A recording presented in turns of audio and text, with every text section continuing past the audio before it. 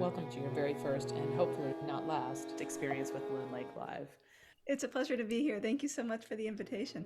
Thank you so much for taking the time to be with us and to explain a little bit about your wonderful work. Can you just give us a quick sort of overview of who you are and what you do? So, I am a full-time freelance composer who lives in the Chicago area. So, I write mostly for big forces at the moment, a lot of orchestra works, wind ensemble, and I'm working on an opera. But I also do quite a bit with chamber music, including saxophones, and I write a lot of choral music as well. That's fantastic. Oh, I'm very excited about this opera. But today, we're going to be mostly speaking about Glorious Mahalia. It's such an interesting scope that you have of expression in this piece, and I know it's only about 25 minutes long, but you cover a lot. So maybe could you give us an idea about how Glorious Mahalia came about? What was the initial sort of inspiration or idea? So what happened is that David Harrington, who is the first violinist of Kronos as well as the one that really helps drive the musical choices, contacted me. He had heard a CD of a piece of mine on a CD from Sadie Records that another composer had actually handed him, and he contacted me and said, "We're going to be in Chicago. Can we meet for tea?" And that was back in 2015. And shortly after, we got contracts together. What came out though, because we met a few times whenever he was in Chicago, he clearly wanted to, like, they wanted it to be with narrator, or have a voice, in the style of Kronos Quartet that we all know that has a pre-recorded track of some type. But he wanted it to be, if possible, Mahalia Jackson.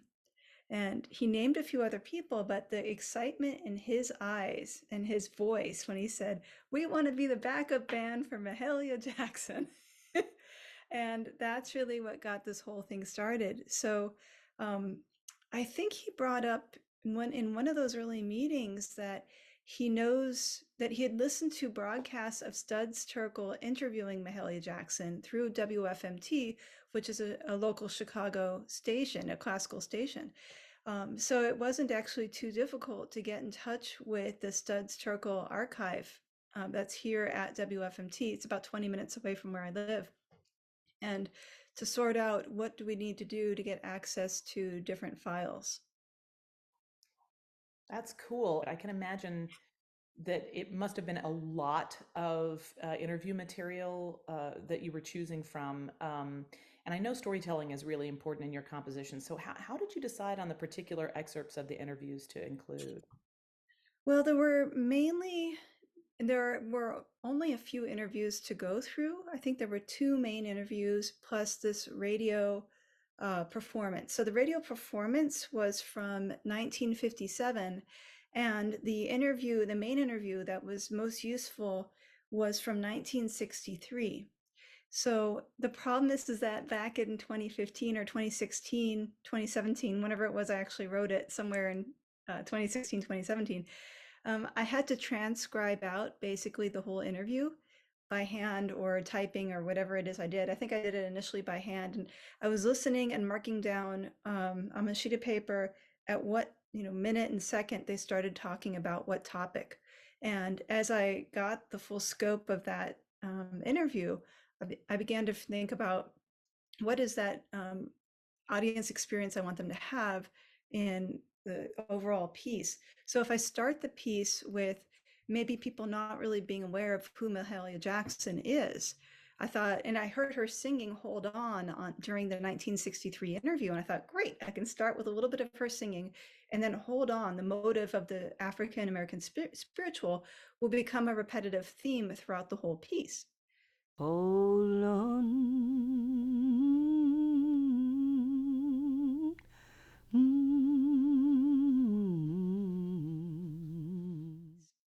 So that's how that chunk fell into place. And movement 1 and movement 5 are "Hold On," basically the source material for both of those. And the idea, though, of "Hold On" is you're going to keep striving and working towards this goal of having Black Americans equal to everybody else and accepted, and to go into wherever they want, to stay in a hotel, to drive a car without fear of being beaten up if they stop at a gas station. So it was really for me to find the hold on and to know, okay, those are the bookends. And now everything else in the middle is going to tell the story of who she is, how we know her at that moment, and then what's her backstory. And that takes us through that second movement, Stave in the Ground, which really is saying, I'm from the South. Here's what my experiences have been. So the music actually starts a little bit happier, a little bit more hopeful. Maybe that's the right word, is hopeful. And then as you start to hear Mahalia's story, that's being guided by Studs Terkel, you begin to hear all the injustices that she has experienced and that Blacks have experienced, and the music is following suit along the way. Mama, I look back and So by the go time you back get like to that. Are You You know, Being I love Treated you Right, which too. is the third I movement, can't be the treated music has any gotten better rather than some intense little and a mother. lot darker in character and you can hear the And you say exchange between Studs and Mahalia has gotten a lot black faster. The relatives tempo of of their mine. voices and the Oh, emotion Lord, is a lot stronger than what you heard in the earlier part of the this is conversation. pretty hard. And in some ways that paralleled a bit of the actual interview from what I remember.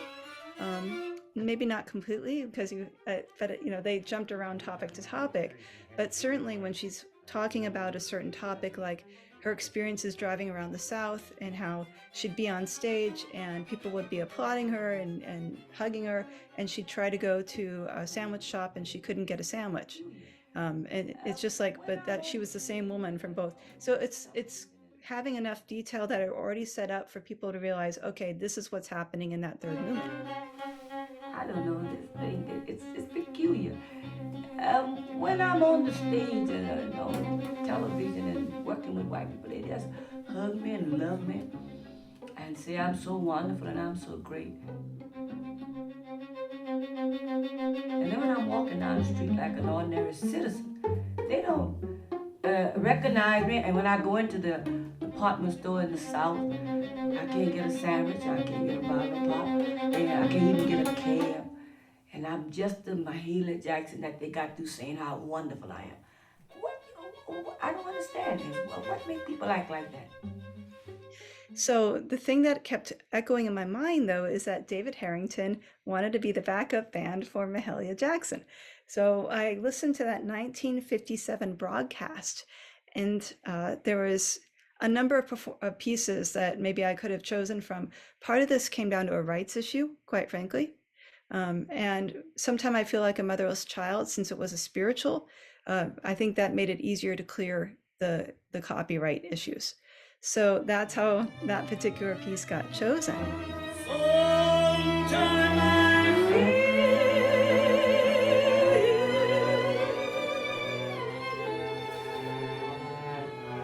like a motherless child.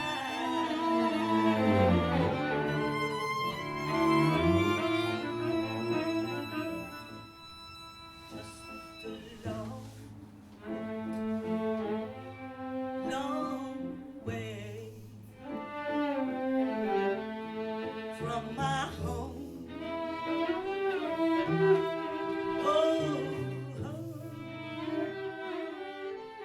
And then the piece ends on that same sort of hopeful thought, although the music is now slowed down to the slowest it's been in the entire piece, with "This world will make you think."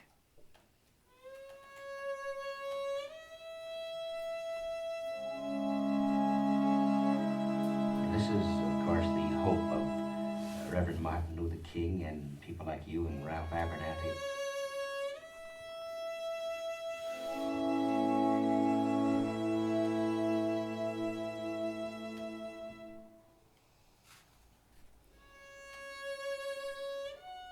Until we get together as one nation and love each other. If we have education, try to help the other one to better ourselves, we will never rise above.